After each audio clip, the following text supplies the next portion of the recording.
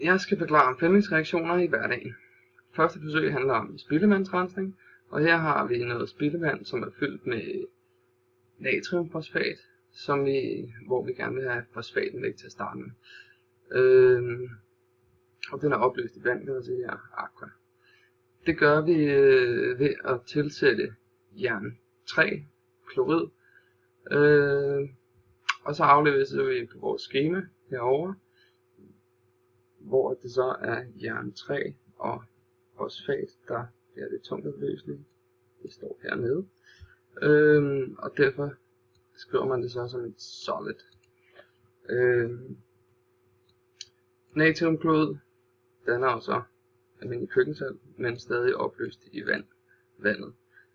Så det deltager ikke aktivt i reaktionen, som man kalder dem også tilskuerioner. Herefter skal vi så have afstemt reaktionsskemaet, og der er lige mange fosfater på hver side, og lige så mange jern-ioner på hver side. Så er det kun klorid og natrium vi skal. Der er 3 af hver på den her side, derfor skal der være 3 herover. Og hvis man så hælder det her igennem en trakt, ja, så vil det så være det tungtopløselige, altså jern 3 fosfat, som vil inde i filteret, hvor det så er natriumklorid og resten af vandet, der vil ryge igennem filteret. Forsøg 2 handler jo så om kalkbinding, og det er her, hvor vi har noget meget kalket vand. Leger vi her, at vi har noget calciumnitrat.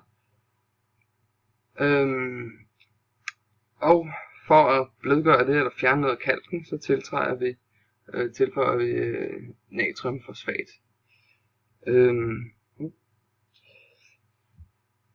Og det skrives så op sådan her, for nok uden til rød tal. Og vi aflæser jo her, at det er fosfaten og calcium, der laver et tungtopløseligt. Og det skriver vi så med et S her bagpå. Og så er det natriumnitraten, der så forbliver som vandlig opløsning. Ja, og igen er det også den, der er tilskuerion her. Så afstemmer vi reaktionsskemaet, og det gør vi til at starte med at se her. Der er 3 calcium herover, og derfor skal der så være 3 her. Og så har vi så 2 nitrater gange 3, der vil sige 6, så vi skriver et 6-tal herover. Der har vi fået 6 natrium, og der står 3 her, så vi skriver et 2-tal bagved, og så regner vi lige den sidste fosfaten ud. Der er 2 her, og der er 2 her. Og hælder man den igennem en trakt, så er det jo som sagt det tungtopløselige calciumfosfaten, der bliver i filteret, og natriumnitraten, der ryger igennem filteret. I det sidste forsøg her skal vi så give et bud på, at vi skal have fjernet nogle klorioner på noget saltvand.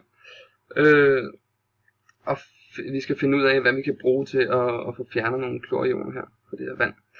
Og så går vi jo over og finder klor, som er her, og aflæser på skemaet, hvad der bliver tungtopløst sammen med det.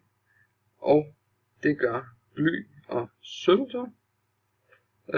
Og da det så er sølvnitrat, der har været nemmest tilgængelig, har vi så valgt at bruge den til fældningsreaktionen. Og den er så skrevet således op.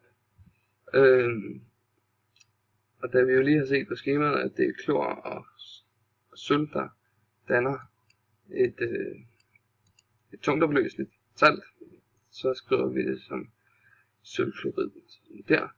Og natriumnitrat bagefter, som forbliver i vandlig opløsning. Og det siger vi så, at hvis vi hælder sølvnitraten ned igennem filteret, så er det den, der bliver i filteret, hvor natriumnitraten ryger igennem filteret.